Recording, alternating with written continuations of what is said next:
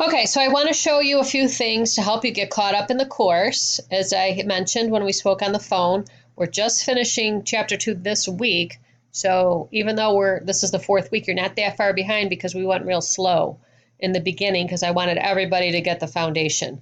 So what you want to do is every week you want to be looking on the week overview page.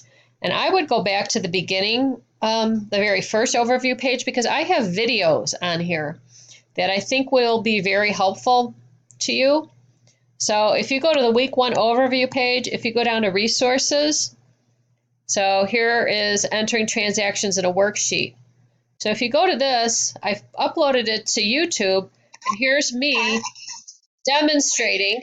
Here, let me shut that off. Demonstrating how to put transactions into a worksheet, right? This is the foundation of what we're doing. So I would go back, and each video is 5 minutes max. So there's 10 minutes of videos in week 1. Okay, watch the week 2 videos, the week 3 videos, and try and get caught up in the class.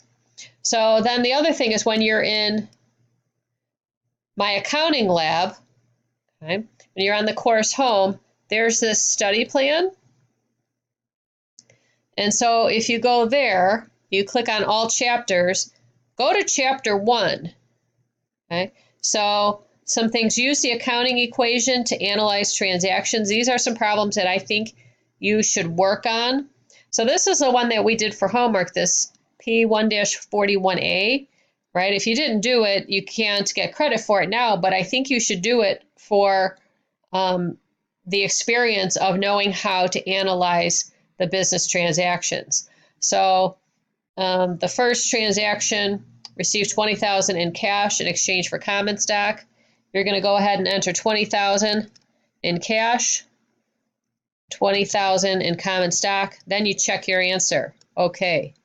Then you get to the next one. And then go look, December 2nd, received 3,600 cash from customers for services performed. Okay. So we're going to put 3,600. And again, go watch those videos on the week 1 overview page, and you'll know how to do these transactions. Whoops, 3,600. Then you got to show the balances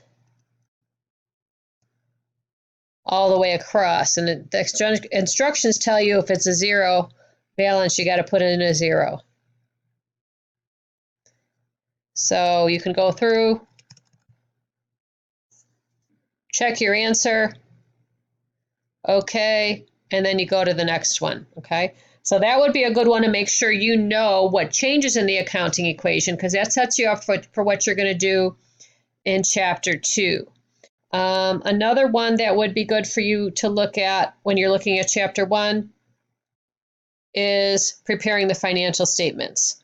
So I think, was it 1-44? This might be the one that we did for homework. So you're going to go ahead and you're going to do, oh, this is just the balance sheet. So you can go and look at a few of these, and it would probably have one where you did all. That's not a good one. 49 maybe. Okay, so this is the one we also did for homework where you do all 3 financial statements. And again, so you can go and watch the videos that I put together demonstrating how to do these. Okay. So that's what I would recommend. If you go to Multimedia Library, you can get more study tools. So choose chapter 1. Here you can get, let's see, there's flashcards. Flashcards, there's the publisher's PowerPoint. There's videos, so you can choose what you want. And then you can scroll down, and here you can go and look at, what they have. Okay, so I'd recommend using that. So I would spend some time on chapter 1. If you can enter the transactions in the worksheet, you understand what goes on the financial statements, then move on to chapter 2. You can still do the work that was due yesterday, the week 3 work, but then there'll only be a 20% penalty, right? So if you could get that all done at the beginning of this week, then you can spend the second half of the week doing the week 4 assignments, and you can get up to date. So let me know if you have any questions. Check out those things that I showed you. Make a list of questions. You can ask me about it. We can get on the phone or we can do a video conference if I'm not in my office. You can also go to the Student Success Center and get tutoring. Please keep in contact with me. I know like you feel uncomfortable about something. It's a good to kind of push it off to the side. The problem only gets worse, and I can help you if you can find the time to put into the class. You can get this done. It's very doable. There are people who get A's in this class, and they actually learn about accounting. So keep in touch with me. Thanks.